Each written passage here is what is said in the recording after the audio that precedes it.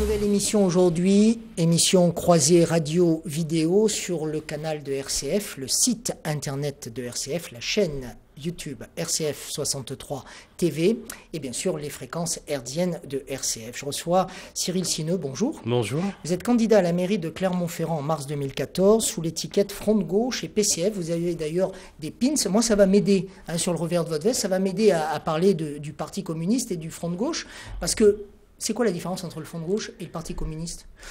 Alors, le Parti communiste est un parti dont on connaît un peu l'histoire, qui se confond avec l'histoire de notre pays depuis 90 ans maintenant.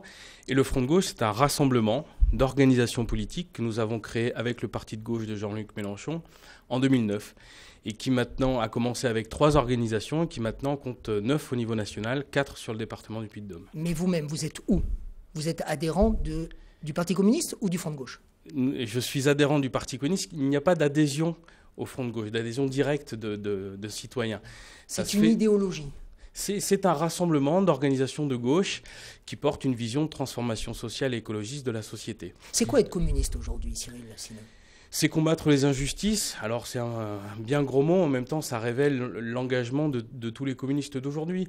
Quand on voit la crise, quand on voit la misère qu'il y a aujourd'hui dans notre pays, mais plus largement dans le monde, quand on voit que les communautés sont les unes contre les autres, quand on voit ces ravages sur la planète et sur les hommes que fait ce système économique que nous combattons, il y a toutes les raisons aujourd'hui de vouloir dépasser ce système-là, en inventer un autre, faire en sorte que les richesses soient le mieux partagées et faire en sorte que la communauté des hommes puisse se retrouver. Donc voilà, être communiste, Vous êtes des idéalistes ? Oui, évidemment. Mais être idéaliste, ça ne veut pas dire être utopiste, rêveur, sans avoir d'objectif. Être idéaliste, c'est avoir des idées, c'est rêver, c'est imaginer un autre monde. Et c'est en imaginant d'autres mondes qu'on a fait la révolution de 1789, qu'on a inventé des choses dans ce pays et dans ce monde. Donc oui, je pense qu'il faut aujourd'hui être en capacité d'imaginer un autre monde que celui dans lequel nous vivons et où on ne peut pas dire que la majorité des gens de cette planète ou de ce pays vivent bien. Quand on écoute M. Laurent, qui est donc le secrétaire national du Parti communiste, quand on écoute M. Mélenchon, on a quand même le sentiment qu'ils passent leur temps à taper sur la société actuelle, sur l'existant. Il n'y a rien de bon dans notre société ? Si, bien sûr que si, qu'il y a des choses intéressantes, mais vous savez, il faut toujours essayer de dépasser ce qui ne va pas. Donc, par exemple, nous n'avons pas voulu aller au gouvernement parce que nous avons estimé, au moment de la campagne présidentielle et des campagnes législatives, que ce gouvernement ne proposait pas les choix nécessaires pour sortir de la crise. Il n'empêche que, par exemple, sur le mariage pour tous, nous nous sommes mis avec le gouvernement, avec le Parti socialiste, avec les députés socialistes, pour soutenir cette proposition de loi qui était pour nous une avancée de civilisation. Qui a fait débat dans le pays, qui fait encore débat, mais qui, dans quelques années, sera, à mon avis, complètement accepté et intégré, comme le fut la pilule, l'avortement ou la peine de mort. Cyril Sineux, vous venez de dire il y a quelques instants que l'histoire de notre pays, la France, est liée à celle du communisme aussi, et l'histoire du communisme est liée à l'histoire de la France. Néanmoins, depuis 90 ans, vous ne faites que perdre des sympathisants. Vous êtes peut-être doublement liés les uns les autres, mais vous perdez des adhérents. C'est pas aussi évident que ça. Le Parti communiste a connu des moments de reflux terribles, les années 20 par exemple, et d'adhésion extrêmement importante en 1936 ou après la guerre. Mais là, vous faites allusion à des moments compliqués économiquement de notre pays. 2013 est un moment compliqué de notre pays, de l'histoire de notre pays. C'est pas pour autant que vous avez de nouvelles adhésions en très grand nombre. On n'a pas de centaines de milliers de gens qui adhèrent, mais nous avons, contrairement à ce qu'on veut bien dire, nous avons un parti communiste qui est un parti vivant, militant, ce qui est pour nous très important, parce que ce n'est pas un parti de chefs et de petits soldats, mais c'est un parti de militants, de gens qui sont sur le terrain, qui réfléchissent, qui agissent et qui mêlent leurs réflexions à celles et ceux qui aujourd'hui ne vivent que de leur travail. Donc je ne vais pas dire que le Parti communiste est aujourd'hui au même niveau qu'aux sorties de la guerre, mais c'est un parti qui est vivant en termes de réflexion et de renouvellement de génération. Alors justement, renouvellement des générations, renouvellement aussi de la classe politique. Vous avez quel âge, Cyril Sineux ? 40 ans. 40 ans. La plupart des candidats ou des chefs de partis politiques que nous avons reçus dans ce studio ont moins de 50 ans, donc il y a un véritable renouvellement de la classe politique. Est-il nécessaire à droite comme à gauche. Vous allez surtout me parler de la gauche, bien sûr. Oui, je pense qu'effectivement le renouvellement est nécessaire.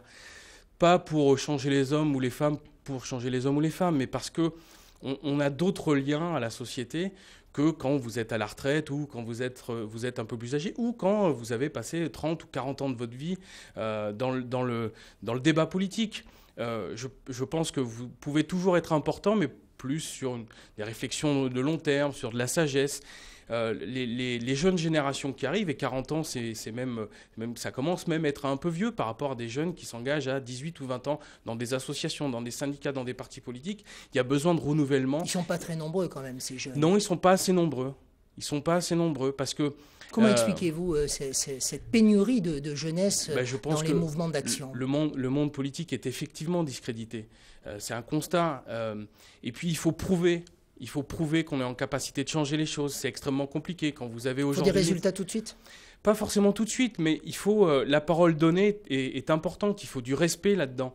Et quand vous avez un gouvernement de gauche qui remplace un gouvernement de droite et qui, sur un certain nombre de sujets économiques, fait la même politique, on se sent perdu là-dedans. Comment on a voulu le changement, il est toujours pas là. Alors, certes, il y a la crise. Et en même temps, il y a des choix qui ne correspondent pas au besoin de sortir de cette crise, à la nécessité de sortir de cette crise. Donc, c'est normal qu'on s'interroge. Mais plutôt que de plonger dans ce bain-là, qui est en même temps un bain exaltant de réflexion, d'action, eh ben, beaucoup trop de jeunes disent je ne vais pas m'en mêler. Sauf que quand on ne se mêle pas de politique, la politique se mêle de vous quand même, quoi. En tout cas, s'occupe de vous. Une question très directe, Cyril Sineux. Est-ce qu'il vous arrive d'en parler de cette problématique, du manque d'intérêt de la jeunesse française pour la chose politique, avec des élus aussi de droite ? Oui, bien sûr. Vous vous retrouvez donc sur ces questions-là ? On n'est pas complètement en dehors les uns les autres de ce qui se passe. On fait les constats, on arrive à faire des constats identiques. On n'a pas les mêmes solutions et les mêmes propositions de solutions. Mais évidemment, c'est un drame à droite comme à gauche qu'il n'y ait pas suffisamment de gens qui s'impliquent parce que ça veut dire qu'on laisse la politique, c'est-à-dire les décisions, à quelques-uns. Et il vaut mieux être bien plus nombreux pour que les décisions soient mûrement réfléchies avec un plus grand nombre de gens que de laisser quelques-uns du personnel politique décider. Ça fait combien de temps que vous, Cyril Sineux, vous vous êtes engagé en politique ? Ça fait, faut que je réfléchisse, depuis environ l'âge de 20 à 25 ans, j'ai adhéré au parti... La moitié de votre vie, en fin de compte. En 97, voilà. Et pourquoi l'avez-vous fait ? Parce que depuis très petit, je me suis intéressé à la politique, j'ai voulu comprendre le monde qui m'entourait. Et puis c'est en cherchant de ce côté-là, de ces idées-là de transformation sociale, estimant que ce que je voyais dans le monde qui vivait devant moi n'était pas un monde qui me convenait. Je ne pouvais pas être heureux dans un océan de malheur, quoi. C'était cette phrase-là qui dominait mon engagement, et donc j'ai décidé à un moment donné de plus seulement faire de la politique entre copains ou au bistrot, mais de m'engager dans un mouvement où on croisait un ouvrier Michelin, un fonctionnaire, un médecin, un sans-emploi, un jeune étudiant, un jeune travailleur, et où toutes ces réflexions faisaient sens. Voilà. Oui, mais si mes calculs sont exacts, depuis l'âge donc de 15 ans, vous vous êtes engagé en politique. Un peu plus tard que ça. Un petit peu plus tard. Bon, disons depuis l'âge de 20 ans, vous vous êtes engagé en politique. Et à côté de ça, ça fait 20 ans que vous voyez que vous ramez, notamment au Parti communiste, pour faire passer des idées qui, en fin de compte, veulent simplement, je vous cite, améliorer les conditions de vie des Français. Il n'y a pas un paradoxe, là ?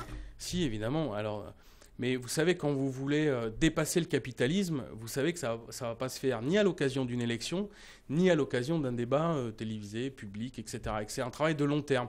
La révolution de 1789, elle a pris sa source dans la philosophie des Lumières. Les choses sont allées très vite à l'époque. Entre le moment où les premiers penseurs ont réfléchi à une société non monarchique et le moment où ça s'est produit, il s'est passé quelques dizaines d'années tout de même. Donc la vie politique, c'est pas seulement, enfin selon nous, c'est pas seulement de gagner des élections, c'est aussi de gagner des majorités d'idées, faire en sorte qu'une idée infuse dans la population jusqu'à ce qu'elle devienne un élément normal. Aujourd'hui, par exemple, tout le monde estime que l'école gratuite, c'est normal. Personne ne ferait une campagne politique en disant « il faut rendre l'école payante ». Eh bien, nous allons faire, et ça fait votre transition, nous allons faire la même chose sur la gratuité des transports. Alors, voilà. Nous voulons faire en sorte qu'il y ait un débat là-dessus pour montrer en quoi ça serait si nécessaire et si banal de faire en sorte que les transports soient gratuits. Vous devriez faire du journalisme, Cyril Sineux, et parce que là, la transition, effectivement, vous me l'amenez sur un plateau. Gratuité pour l'école, pour les enfants. Gratuité, dites-vous, ça c'est votre casquette de candidat à la mairie de Clermont-Ferrand en 2014. Gratuité des services publics, en particulier des transports en commun. Très bien, vous financez comment ? Eh ben, nous finançons, alors il y a plusieurs façons de financer. D'abord, le transport en commun est financé par les employeurs de plus de 9 salariés, ça s'appelle le versement transport, c'est un impôt, et ensuite par les collectivités territoriales. Et nous pensons que les collectivités territoriales, notamment Clermont Communauté, mais aussi le Conseil général, peuvent augmenter leur participation. Donc vous ne taxez pas les entreprises ? On ne taxe pas les entreprises. Pas davantage. Alors, je vais y venir après. Première chose, on pense que les collectivités territoriales peuvent augmenter leur versement, leur subvention aux transports en commun, notamment le Conseil général qui finance très peu les transports en commun de l'agglomération clermontoise, qui est quand même la moitié de la population du département. Deuxièmement, nous pensons que les employeurs doivent plus contribuer. Pour l'instant, ils ne peuvent pas. Il y a une loi qui fixe le versement transport à 1,8% de la masse salariale. Et nous pensons qu'il faut, au niveau de l'État, augmenter ça. Est-ce qu'ils veulent les employeurs ? Est-ce qu'ils veulent les entreprises ? Est-ce qu'elles veulent augmenter cette manne économique ? Nous allons poser le débat avec eux et avec elles, ces entreprises. Parce que ce sont des taxes supplémentaires.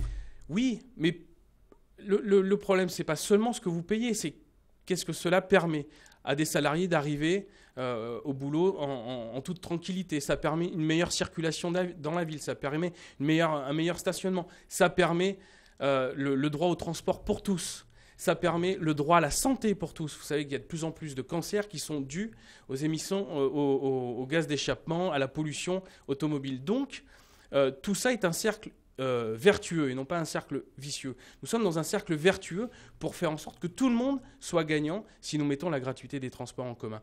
Et les entreprises, par exemple, elles sont dans l'obligation de rembourser 50% du titre de transport des salariés. Oui, mais pour que les entreprises puissent vous suivre... Je finis juste là-dessus. Si les transports sont gratuits, elles ne payent plus ces 50%. Donc, elles peuvent augmenter leur participation par le versement transport. Eh oui, parce que sinon, il faudrait que ça soit la loi qui change. Et a priori, les socialistes ne veulent pas vous suivre là-dessus. C'est pas sûr. C'est pas sûr. Alors, nous mènerons le débat à Clermont-Ferrand, mais dans d'autres villes, ce sont des candidats socialistes qui proposent la gratuité des transports avec cette idée qu'il faut, au niveau national, que le versement transport que le taux soit augmenté pour que les entreprises financent de façon un peu plus importante pour le bien-être de tous et des entreprises elles-mêmes, le transport en commun. Un autre point important de votre programme, Cyril Sineux, c'est la réforme des rythmes scolaires. Enfin, plus exactement, vous pointez du doigt les dysfonctionnements. C'est une réforme qui a été voulue par le gouvernement de François Hollande, de Jean-Marc Ayrault. Vous dites que c'est un peu du n'importe quoi. J'ai lu je dis que ce que vous avez écrit, vous dites que c'est un peu du n'importe quoi. Non, je dis que l'application, la façon dont nous avons mis en place la réforme, a été effectivement faite sans concertation, sans suffisamment de concertation, sans discussion. Et on voit que c'est un sujet qui traîne depuis des mois. Vous allez avoir une manifestation, un appel à la grève le 5 décembre par des syndicats d'enseignants. Depuis des semaines, je demande à la municipalité, à monsieur le maire, d'organiser une table ronde. C'est quand même pas très compliqué d'organiser une table ronde avec tous les acteurs concernés. Les parents, les enseignants, les personnels et évidemment les élus. Pour l'instant, je n'ai pas de réponse, à part une réponse négative en disant tout va bien. C'est les élections qui veulent ça. Ben oui, sauf qu'en même temps, on a voulu cette réforme nous expliquant que l'année suivante, il y aurait des élections, ça serait plus compliqué, et maintenant, on est en plein dedans. Donc je pense que la réforme est faite, elle a été votée, il faut l'appliquer, c'est la loi, c'est comme ça. On peut soit continuer à avoir ce problème-là dans la ville jusqu'au mois de mars, soit on essaie de prendre le taureau par les cornes en disant on repose les choses à plat et on fait en sorte que cette réforme, elle serve à quelque chose. Cette réforme, à l'origine, elle devait faire en sorte que les enfants passent moins de temps à l'école. Or, pour beaucoup d'entre eux, c'est l'inverse qui se produit.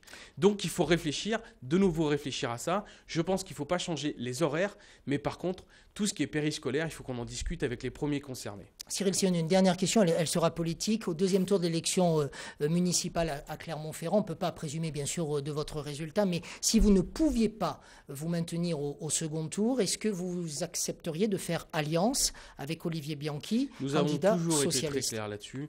Alors, au deuxième tour, nous battons la droite et l'extrême droite. Donc ça veut dire que vous faites alliance avec le candidat socialiste. Si nous ne sommes pas en tête, de toute façon, la gauche se rassemble toujours au deuxième tour pour battre la droite et l'extrême droite. La pire des choses, dans cette situation de crise, avec ce gouvernement qui ne prend pas les mesures nécessaires. Un gouvernement de gauche, hein ? Oui, justement. Mais un gouvernement qui ne prend pas les mesures nécessaires pour sortir de la crise... J'ai l'impression que vous parlez d'un gouvernement de droite. Écoutez-moi, un gouvernement qui ne prend pas les mesures nécessaires pour sortir de la crise... ça serait complètement contre-productif de donner les clés de la ville à la droite, qui ferait bien pire, et on l'a vu pendant 10 ans. Donc nous ne confondons pas la droite et la gauche, même si, dans la gauche, nous avons des débats et nous estimons que ce gouvernement-là ne fait pas la politique pour laquelle il a été élu. Merci Cyril Sineux, candidat à la mairie de Clermont en mars 2014, représentant du Parti communiste et du Rassemblement Front de Gauche. Merci d'être venu aujourd'hui dans notre studio. Merci.